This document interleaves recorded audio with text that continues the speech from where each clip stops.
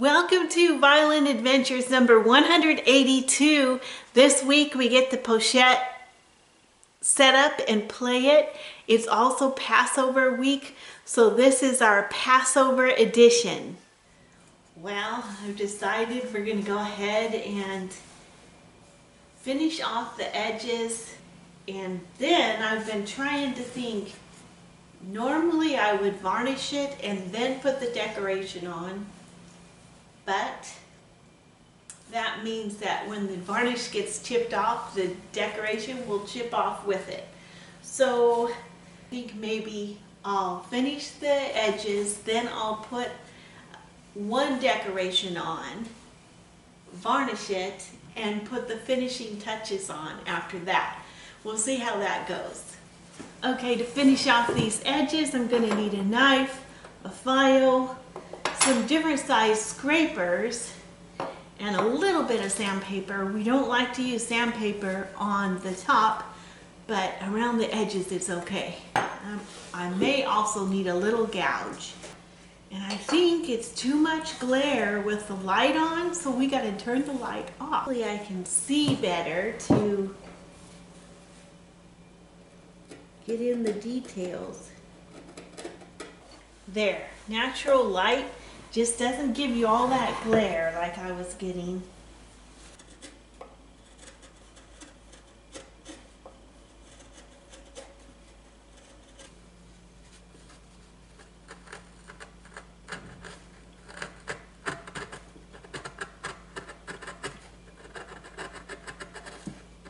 Oh, look what we found. A beautiful little violin. Look at that. Well, I've been inside sanding this little guy and scraping it, getting all the edges nice, and then I realized here's the back, and it's got a lot of work left. So instead of making a lot of dust in the house, how about we come out here and do a little bit of dust making. Out here in the sun, I'm hoping I can see all the little problems.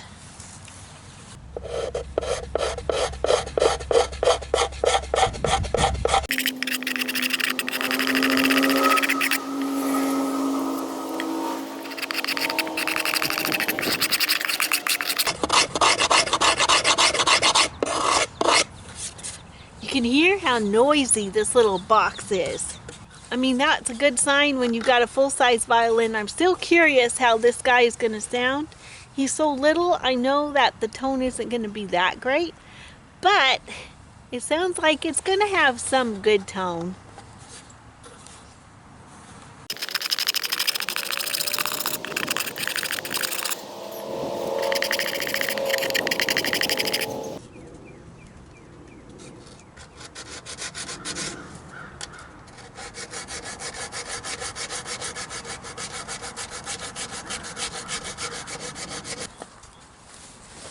Alright, so me and the birds are going to get busy and finish this. We've got a lot more sanding to do, and then I'll see you as soon as I get ready, and then put the neck in, and then varnish it, and then finish the decorations. Okay, here's our little pochette. Got all the edges smoothed out with just kind of a ridge that goes up along the edge here. And here's the back. Okay, I started mapping out a design on here, and then I remembered we cannot put a design on until we get the sealer coat on, and I don't want to put the sealer coat on until I get the neck in. So the neck is next. We've got a nice long neck fitting on this little body, and that's what makes it look kind of interesting because it's a pocket violin.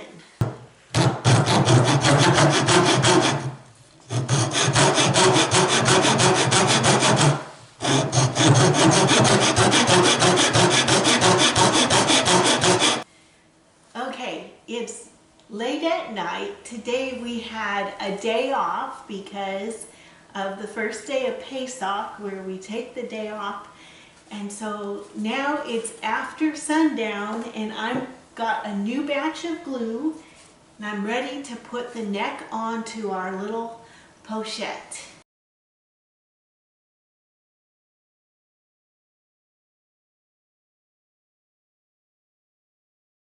So we're going to let this dry overnight, and maybe we should get it set up before we do the sealer coat and start decorating it.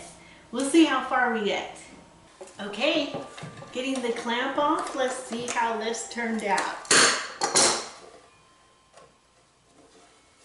So here's the back button. It needs to be taken down.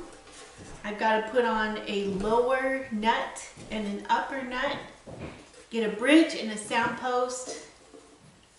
We don't have any peg holes here. They've got to get drilled and pegs fitted. So I've got my work cut out for me. Let's see if I can get it done in one day.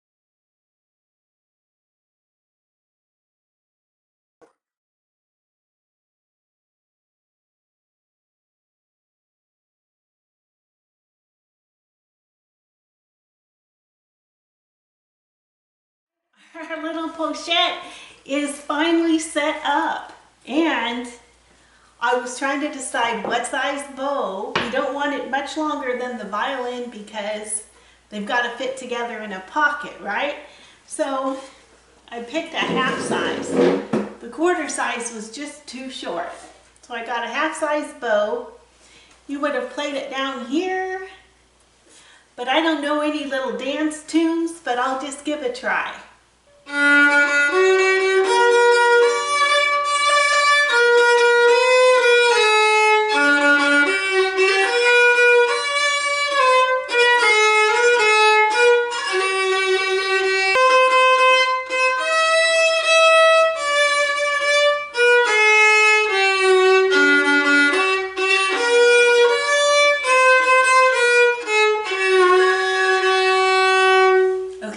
It's just very different to play it down here. I almost play in the minor easier, but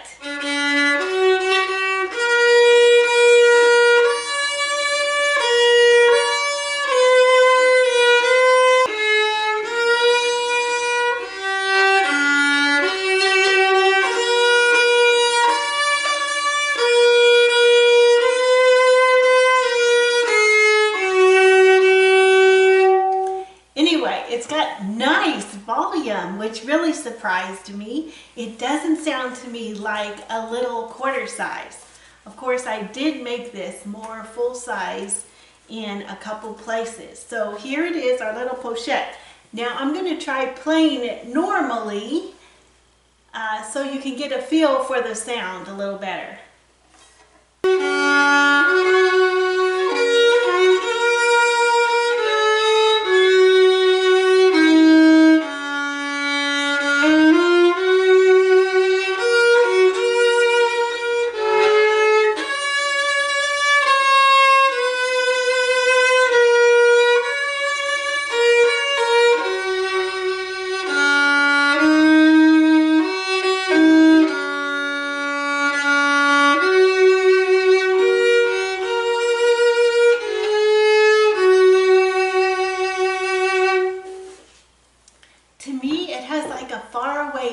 sound.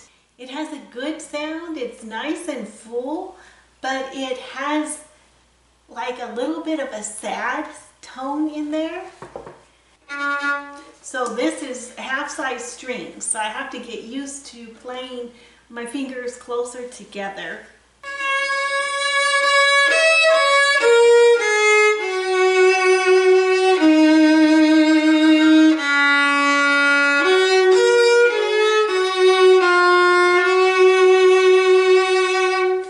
I think I'm going to get a better bow because the harder I press, the bigger the sound is.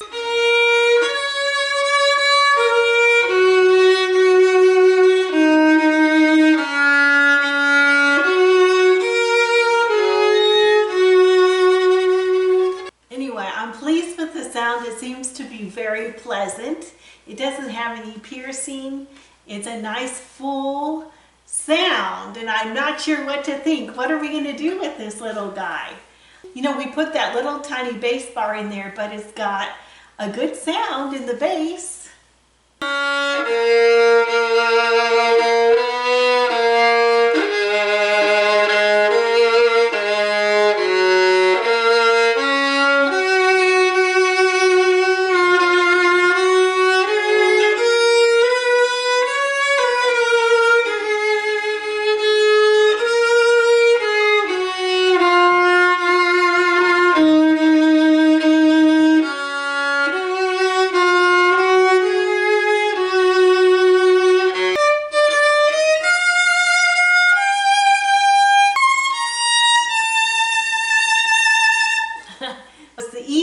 That needs a little more power. I'll probably need to adjust the sound post a little bit. Okay, this is the next day. Yesterday I felt that the high E and A were a little bit tight, so I gave it a new sound post, moved it to a different position, and I think it has opened up the higher strings.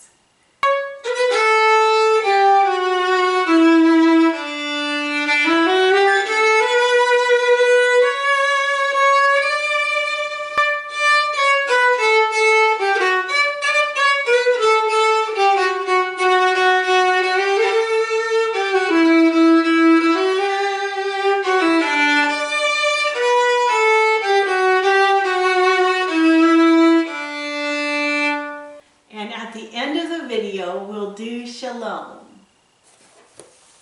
Okay, it's time for a story, and this time we're going to read out of Violins and Violinists, published in 1950, and this is the background on Teresio. Remember we read about when he passed away and his heirs inherited all these beautiful violins which Violin took advantage of and bought them.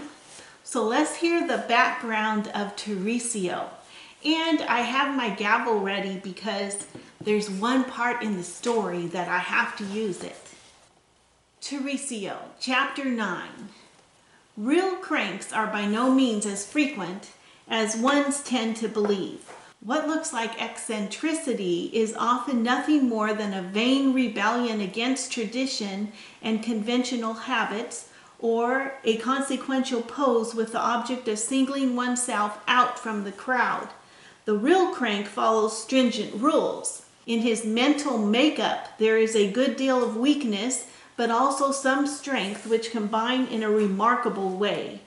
An odd mixture producing strange characteristics. These are often quite attractive and give a general impression of an absolutely sincere personality, for the real crank is never a comedian. The Italian Teresio stands out as the oddest and most colorful, eccentric throughout the whole history of the violin.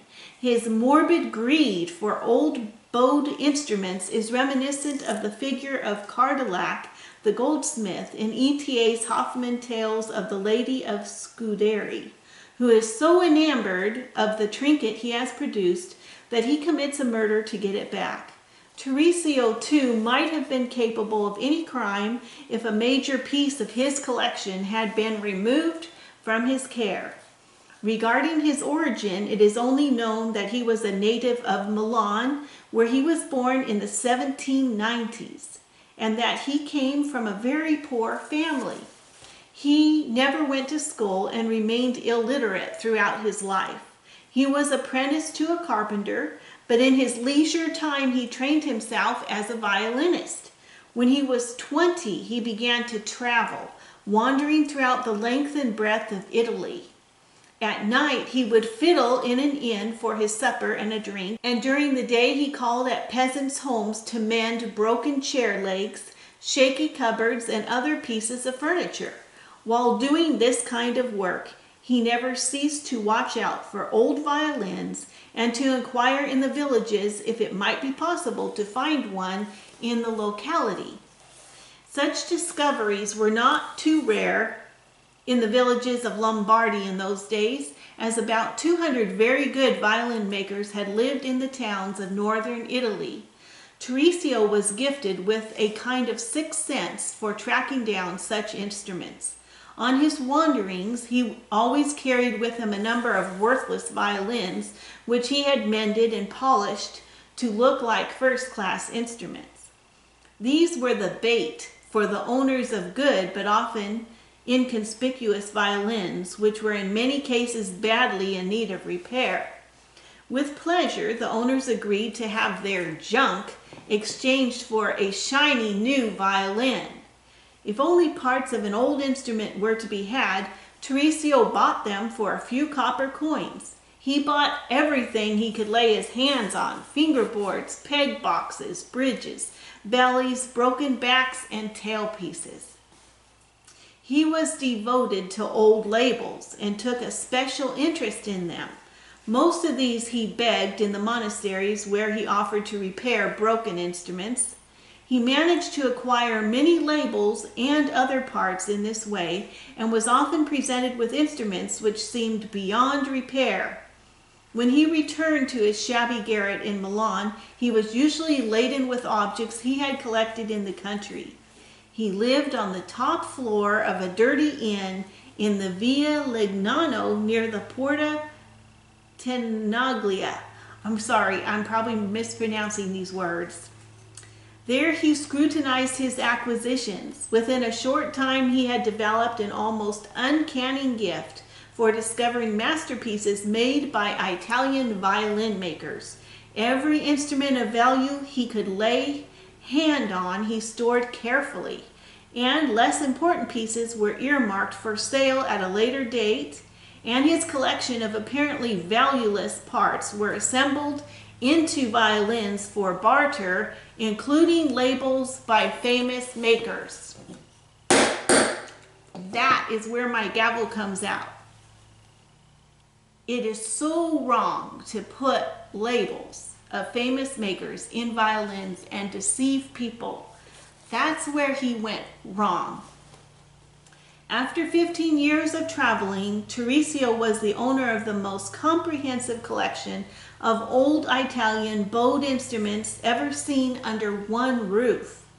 He had also become so familiar with the various Italian schools of violin making that a single glance sufficed him not only to recognize a Bergonzi, Amati, or Stradivari, but to tell its year of origin as well. Teresio, however, was not only a collector. He wanted to make the greatest possible profit without parting with any of his most precious pieces. One day he picked up 6 good violins and went on foot to Paris with these instruments tied up in a russack. He had heard that Paris was very keen on Italian master violins. It took him more than a month to get to the French capital. Arriving at the shop of the famous violin maker Aldrich, whose address he had been given in Milan, he hesitated. He knew that his outward appearance was at variance with the value of his wear. His clothes had become ragged, his boots were in holes, his face was weather-beaten and bristled with stubbles. Nevertheless, he decided to enter. And that's where we're going to leave off our story about this character, Teresio. And we'll read some more next week. Freddie wants to chat. Hi, I'm Freddie. And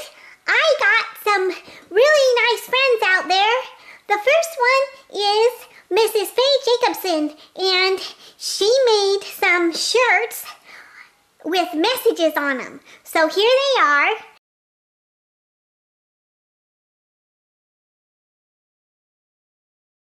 And she also made a baby blanket with activities you can play with on the blanket.